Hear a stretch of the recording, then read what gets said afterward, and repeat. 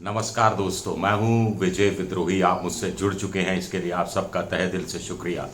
और अगले 6-7 मिनट सिर्फ आपसे जुड़े रहने की कोशिश करूंगा। छोटा सा वीडियो बना रहा हूं और ये छोटा सा वीडियो मैं इकोनॉमिक टाइम्स मेरे हाथ में है, इस पर एक खबर छपी है, उसके आधार पर बना रहा हूं।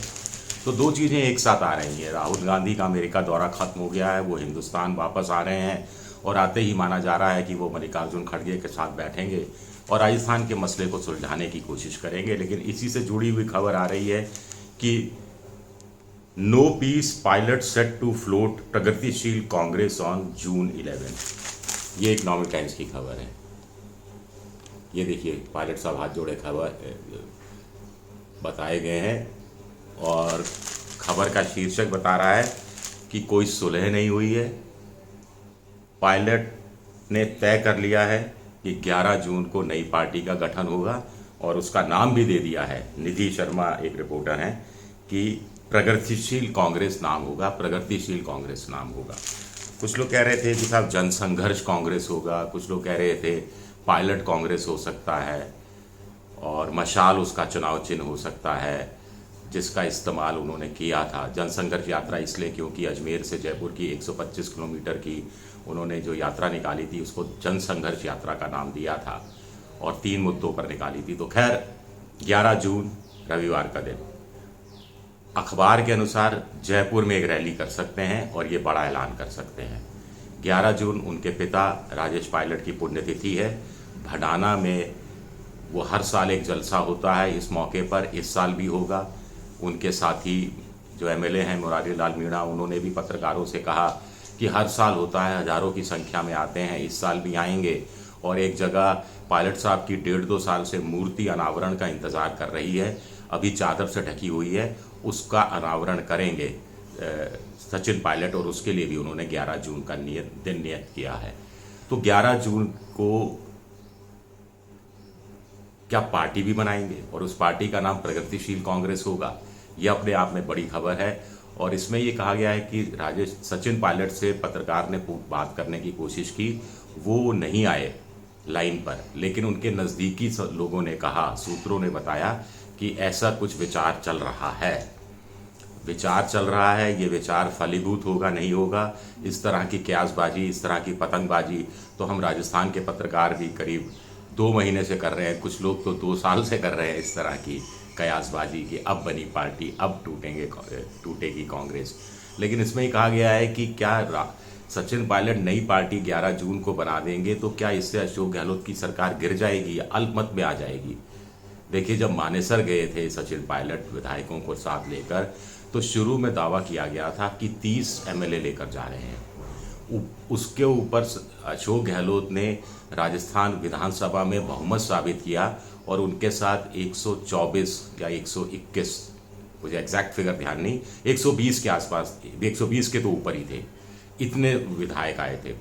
और फिर कहा गया कि सचिन पायलट के साथ सिर्फ 19 लोग हैं।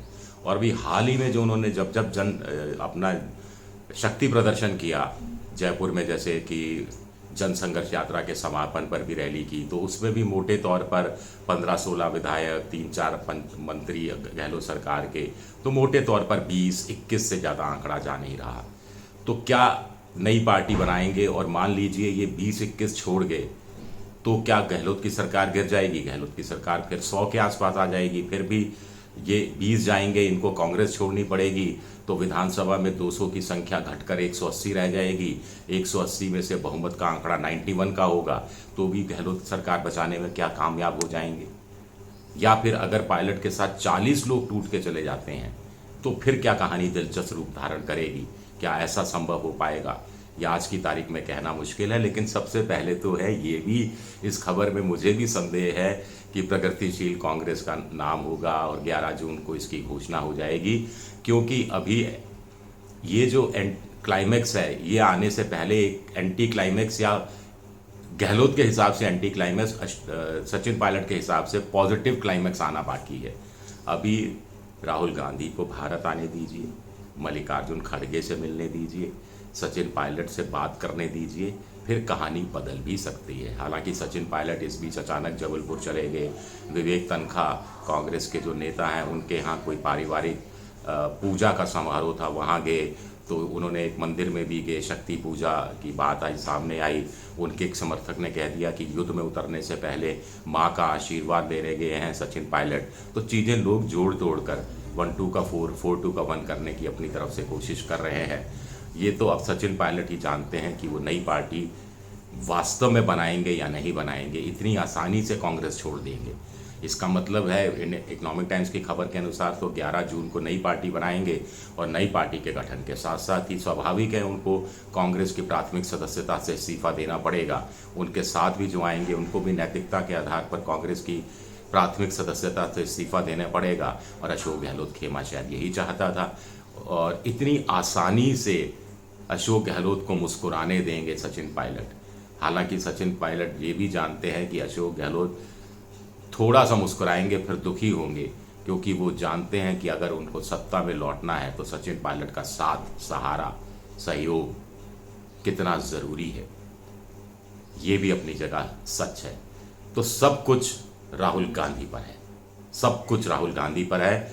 और मुझे लगता है कि इकोनॉमिक टाइम्स में ये जो खबर छपी है, या यूँ कहा जाए कि प्लांट करवाई गई है, छपवाई गई है, वो राहुल गांधी को एक अंतिम मौका देने का मौका दिया गया है, अंतिम अवसर कि संभाल सकते हो तो संभाल लो, कुछ दे सकते हो तो दे दो, नहीं तो फिर जय राम राम, राम राम साहब। दूसरे शब्दों में, एक तो अभिवादन के स्वर में होता है राम राम, एक जब विदा कोई होता है तो भी कहता है ठीक है चलते हैं राम राम। देखते हैं क्या नतीजा निकलता है। शुक्रिया आप सबका, बहुत बहुत शुक्रिया मेरा ये वीडियो देखने के लिए। पसंद आए तो लाइक कीजिए, सब्सक्राइब कीजिए, शेयर कीजिए और घंटी जैसी आकृति दबा दीजिए ताकि नया वीडियो आए तो आपको तत्काल जानकारी मिल जाए। विद्रोही 7 मेरा ट्विटर हैंडल है, विजय विद्रोही 7 के नाम से मैं इंस्टाग्राम पर हूँ। शुक्रिया, बहुत बहुत शुक्रिया।